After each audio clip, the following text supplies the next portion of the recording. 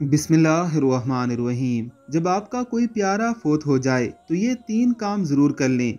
रसूलुल्लाह सल्लल्लाहु अलैहि वसल्लम ने फरमाया, जब इंसान फोत हो जाता है तो तीन कामों के सिवा उसके आमाल का सिलसिला मुनक़ते हो जाता है।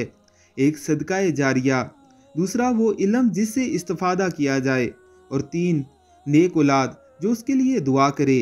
यानी अगर उस शख्स ने खुद सदका जारिया किया हो या फिर उसके बाद उसके प्यारों की तरफ से उसके लिए कोई सदका जारिया जैसे मस्जिद या मदरसा बनाया गया हो, वो इल्म जिससे इस्तिफ़ादा किया जाए, यानी उसने किसी को आलम दीन बनाया हो, या खुद साहिब किताब हो जिससे लोग इस्तिफ़ादा कर रहे हों, और नेक औलाद जिसकी उसने बेहतरीन तरबियत की हो, अल्लाह के दीन की तरफ लगाया हो, वो उसके लिए दुआ करे, तो ये तीनों चीज़ें मरने वाले को फ़ायदा देती हैं।